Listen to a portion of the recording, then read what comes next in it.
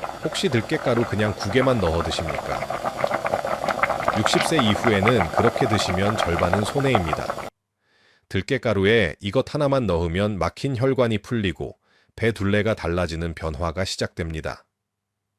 특히 요즘 들어 배만 점점 앞으로 나오거나 옷이 얇아지는 계절이 다가오면서 배 둘레가 더 신경 쓰이기 시작하셨다면 오늘 이야기를 끝까지 들어보셔야 합니다. 들깨가루는 그냥 먹으면 고소한 양념일 뿐입니다. 하지만 특정 재료 3가지만 만나면 혈관을 청소하고 내장 지방을 줄이는 완전히 다른 음식이 됩니다. 68세 박희자 어르신 이야기를 먼저 드리겠습니다. 어르신은 해마다 배가 조금씩 나오기 시작하면서 어느 순간부터는 바지 단추를 잠그는 것조차 점점 불편해졌다고 하셨습니다. 허리를 숙여 양말을 신을 때도 숨이 차는 일이 잦아졌다고 하셨습니다. 어느 날 손주와 함께 사진을 찍다가 조금 마음이 상하는 말을 들으셨다고 합니다. 할머니 배 왜 이렇게 나왔어? 다른 할머니들은 날씬한데?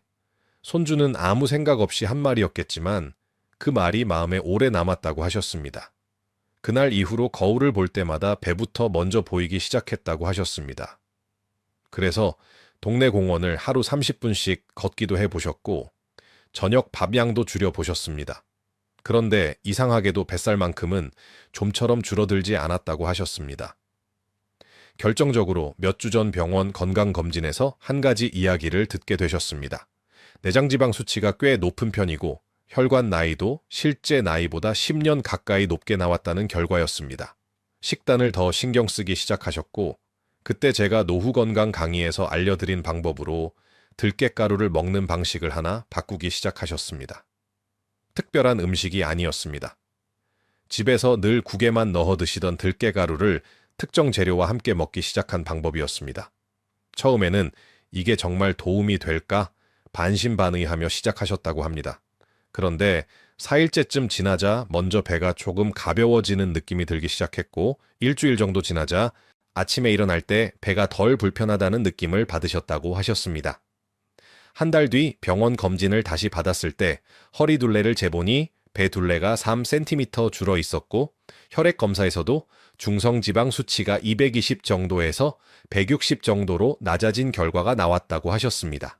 박희자 어르신이 제일 먼저 하신 말이 있습니다. 들깨가루는 그냥 고소한 양념인 줄만 알았어요.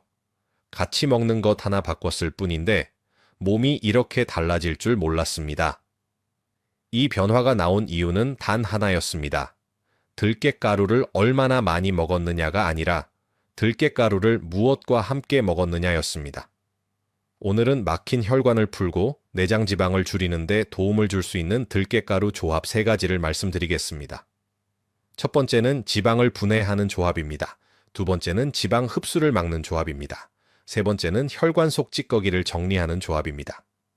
특별한 음식이 아닙니다. 대부분 집 냉장고에 이미 있거나 마트에서 1,000원에서 2,000원이면 쉽게 살 수 있는 재료들입니다. 하지만 이 3가지 조합을 알고 먹느냐 모르고 먹느냐에 따라 들깨가루는 그냥 반찬이 될 수도 있고 몸을 바꾸는 음식이 될 수도 있습니다. 집에 들깨가루 있으신 분들 꽤 많으실 겁니다. 평소 요리에 자주 쓰시는 분들도 계실 텐데요. 나도 오늘부터 한번 제대로 먹어봐야겠다 싶으시면 댓글에 들깨 2글자만 남겨주십시오. 오늘 영상 끝까지 보시면 들깨가루의 진짜 힘을 알게 되실 겁니다. 오늘 이야기 기대되신다면 좋아요, 구독 버튼도 지금 한 번씩 눌러주세요. 식탁 속 건강 이야기를 이어가는 큰 응원이 됩니다. 혹시 주변에 뱃살 때문에 고민이 있으신 분이나 혈관 건강이 걱정되는 가족, 지인분들이 계시다면 이 영상도 함께 공유해 주십시오. 그렇다면 왜 60세 이후에는 예전과 같은 식사를 해도 배만 먼저 나오기 시작할까요? 60세 이후에는 몸에서 3가지 변화가 동시에 나타납니다. 이 3가지 변화가 겹치면서 예전에는 없던 뱃살이 생기기 시작합니다. 첫 번째는 내장지방 증가입니다. 같은 양을 먹어도 예전처럼 살이 빠지지 않고 유독 배 주변으로 지방이 쌓이기 시작합니다. 나이가 들수록 몸은 피하지방보다 장기 주변에 쌓이는 내장지방 형태로 에너지를 저장하려는 경향이 강해집니다. 그래서 체중은 크게 늘지 않았는데도 배만 앞으로 나오기 시작하는 경우가 많습니다. 두 번째는 혈관 변화입니다. 60세 이후에는 혈관 벽에 콜레스테롤과 중성 지방이 조금씩 쌓이기 시작합니다. 이렇게 되면 혈관이 점점 좁아지고 혈액이 흐르는 속도도 느려집니다. 혈액 순환이 떨어지면 몸이 에너지를 사용하는 속도도 함께 낮아집니다. 이때 사용되지 못한 에너지가 지방 형태로 저장되기 쉬워집니다. 세 번째는 기초대사량 감소입니다. 나이가 들수록 근육량이 줄어들고 몸이 소비하는 에너지 양도 자연스럽게 감소합니다. 예전에는 같은 식사를 해도 몸에서 대부분을 에너지로 사용했지만 60세 이후에는 남는 에너지가 지방으로 저장되는 비율이 높아집니다. 결국 60세 이후 뱃살이 늘어나는 이유는 단순히 많이 먹어서가 아니라 대사 속도 감소와 혈관 변화, 그리고 내장 지방 축적, 이 세 가지가 동시에 겹치기 때문입니다. 그래서 이 시기에는 단순히 음식을 줄이기보다 몸의 대사와 혈관 흐름을 함께 고려한 식사 방식이 더 중요해집니다. 그래서 여기서 들깨가루 이야기가 다시 나오게 됩니다. 많은 분들이 들깨가루를 그냥 국이나 나물에 넣는 고소한 양념 정도로만 생각합니다. 하지만 실제로는 들깨가루 속에 들어있는 오메가3 지방산이 혈관과 내장 지방에 직접 관여하는 성분입니다. 오메가3는 혈관 벽에 붙어있는 중성지방과 콜레스테롤을 천천히 떼어내는 역할을 합니다. 쉽게 말하면 수도관 안쪽에 끼어있는 기름때를 조금씩 벗겨내는 역할을 한다고 생각하시면 이해가 쉽습니다. 혈관 벽에 붙어있던 기름 찌꺼기가 줄어들면 혈액이 흐르는 길이 조금씩 넓어지고 몸이 에너지를 사용하는 속도도 다시 올라가기 시작합니다. 그런데 여기서 많은 분들이 한 가지 중요한 사실을 놓치고 계십니다. 들깨가루는 혼자 먹으면 효과가 제한적입니다. 들깨가루 속 오메가3가 몸에서 제대로 작용하려면 특정 성분과 함께 들어와야 합니다. 그래야 지방을 태우는 과정이 시작되고 새로운 지방이 쌓이는 것을 막고 혈관에 쌓인 찌꺼기까지 정리되는 세 가지 작용이 동시에 일어나게 됩니다. 그래서 제가 노후 건강 강의에서 자주 말씀드리는 것이 있습니다. 들깨가루는 많이 먹는 음식이 아니라 어떻게 조합해서 먹느냐가 더 중요한 음식입니다. 이제 먼저 첫 번째 조합부터 말씀드리겠습니다. 많은 분들이 국에 넣는 채소 정도로만 떠올리는 이 재료가 여기서 중요한 역할을 합니다. 바로 무와 식초를 함께한 들깨가루 조합입니다. 무에는 이소티오시아네이트라는 성분이 들어있습니다. 이 성분은 몸의 대사를 조금 더 활발하게 움직이도록 돕는 역할을 합니다. 쉽게 말하면 몸속에서 에너지를 태우는 속도를 살짝 끌어올리는 스위치 같은 역할을 합니다. 난방 보일러 온도를 조금만 올려도 집안이 금방 따뜻해지는 것처럼 대사가 조금만 활발해져도 몸은 저장된 지방을 먼저 쓰기 시작합니다. 여기에 식초가 더해지면 작용이 한 번 더 겹칩니다. 식초 속 초산은 새로운 지방이 만들어지는 과정을 억제하는 데 관여하는 것으로 알려져 있습니다. 이미 쌓여있는 지방은 에너지로 사용하도록 돕고 새 지방이 쌓이는 속도는 늦추는 방향으로 작용합니다. 여기에 들깨가루가 함께 들어가면 의미가 조금 달라집니다. 들깨가루 속 오메가3 지방산은 혈관 벽에 붙어 있는 중성지방과 콜레스테롤이 서로 뭉치는 것을 억제하는 데 관여합니다. 쉽게 말하면 무와 식초가 지방을 태우는 환경을 만들고 들깨가루는 혈관 속 흐름을 부드럽게 만드는 역할을 하는 셈입니다. 혈관을 수도관에 비유하면 이해가 쉽습니다. 오래된 수도관 안쪽에 기름때가 끼면 물길이 점점 좁아지듯이 혈관도 지방이 쌓이면 흐름이 느려집니다. 그런데 들깨가루 속 오메가3는 이 기름 성분이 더 달라붙는 것을 막고 혈관 흐름을 조금 더 부드럽게 움직이도록 돕는 역할을 합니다. 그래서 이 조합을 드시는 분들 가운데는 건강검진에서 중성지방 수치가 내려갔다고 이야기하는 분들도 있습니다.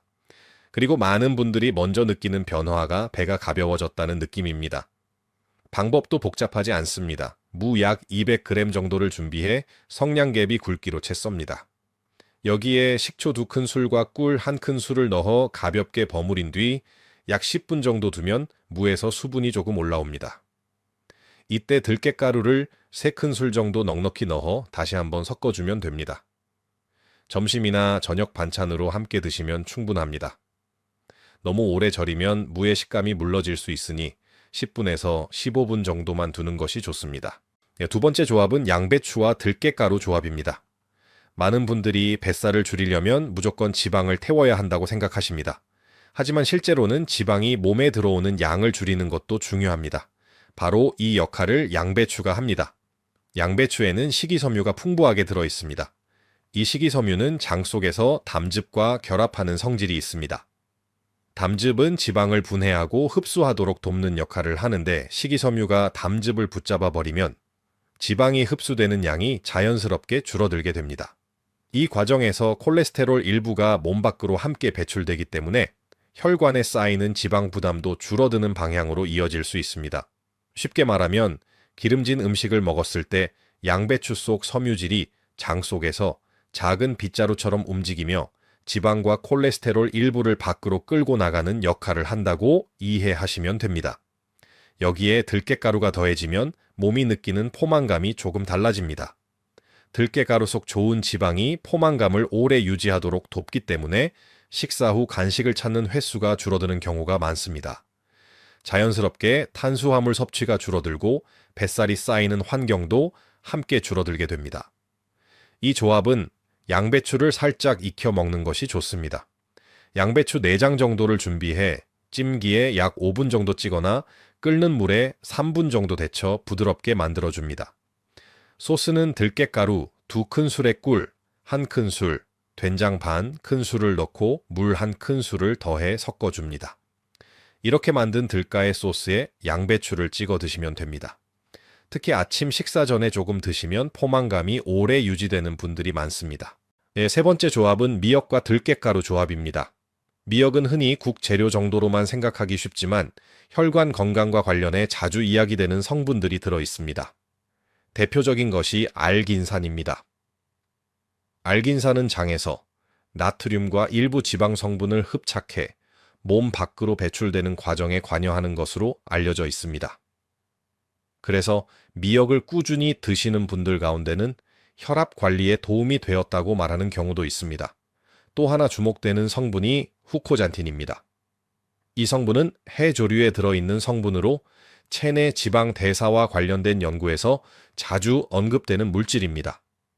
특히 내장 지방과 관련된 대사 과정에 관여하는 것으로 알려져 있어 관심을 받는 성분입니다.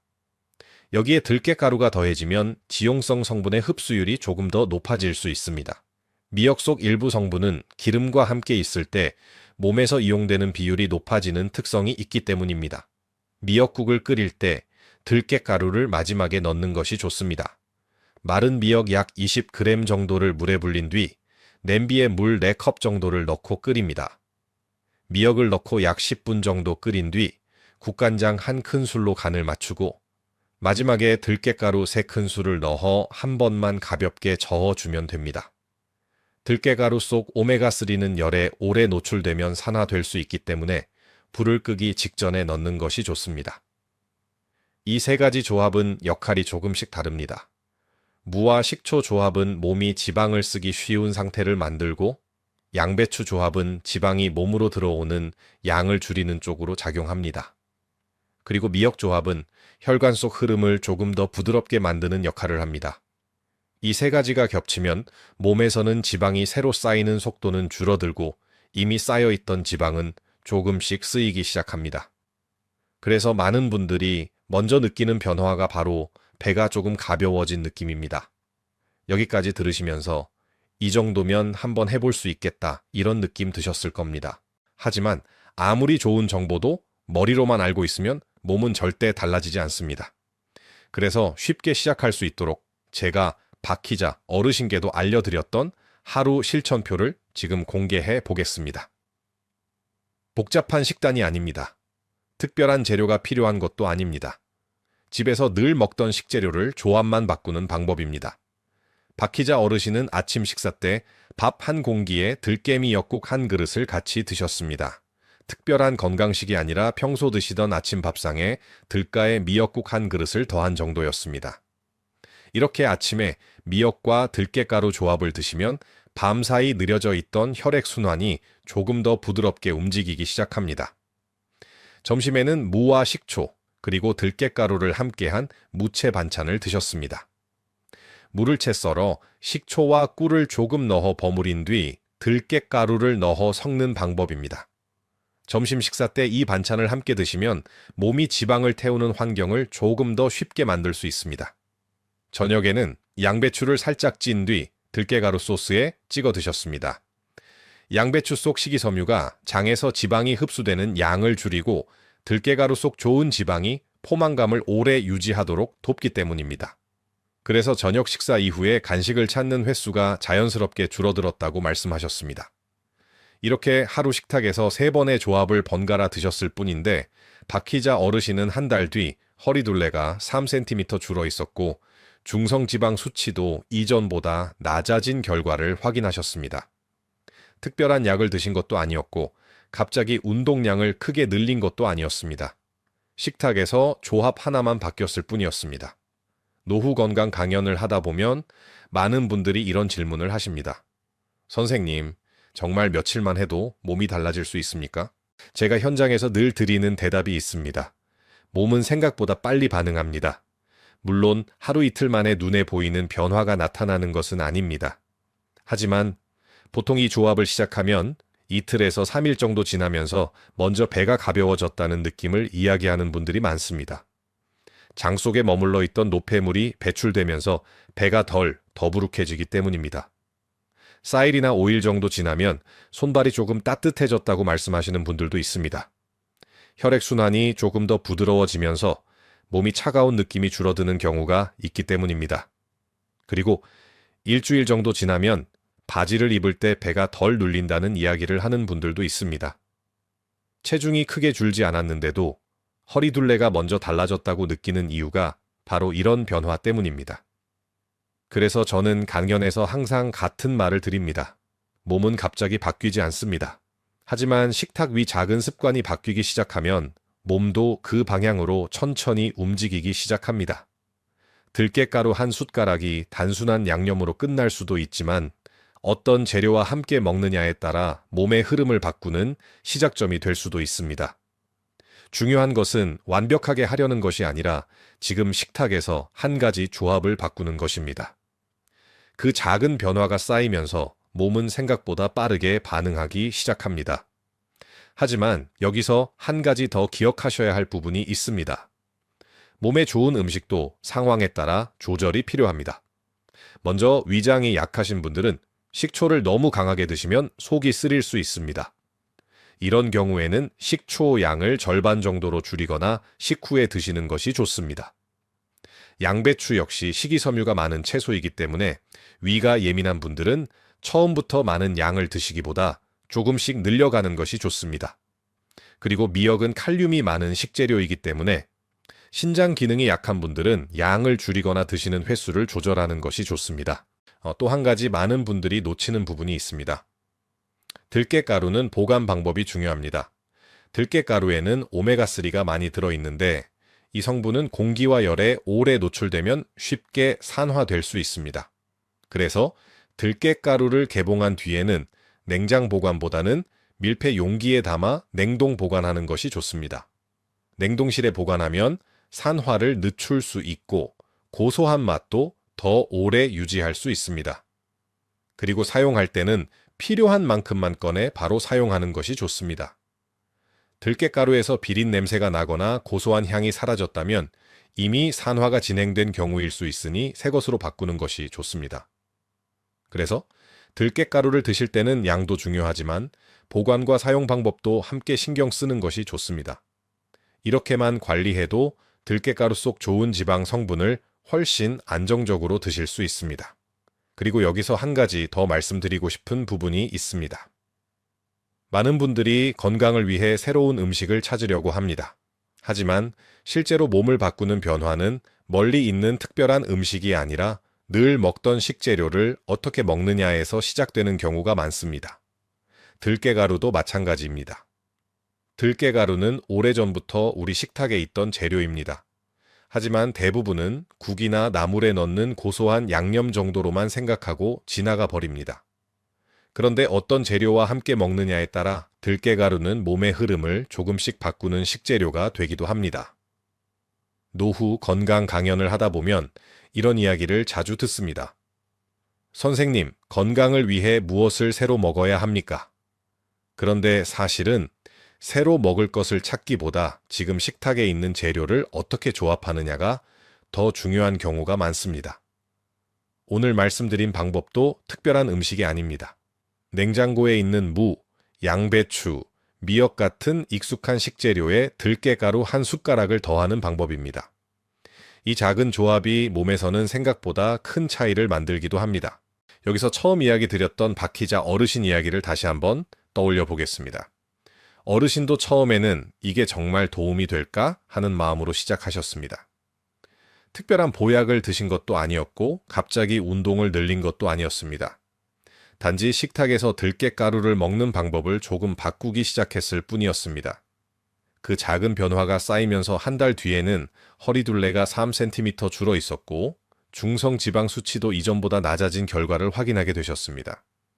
몸의 변화는 어느 날 갑자기 크게 나타나는 것이 아니라 이런 작은 신호로 먼저 시작되는 경우가 많기 때문입니다. 그래서 저는 간견을 마칠 때 항상 같은 말씀을 드립니다. 건강은 멀리서 찾는 것이 아니라 매일 반복되는 식탁에서 조금씩 만들어지는 것이라고 말입니다. 오늘 냉장고를 한번 떠올려 보십시오. 무가 있을 수도 있고 양배추가 있을 수도 있고 미역이 있을 수도 있습니다. 세 가지 중 하나만 있어도 오늘부터 시작할 수 있습니다.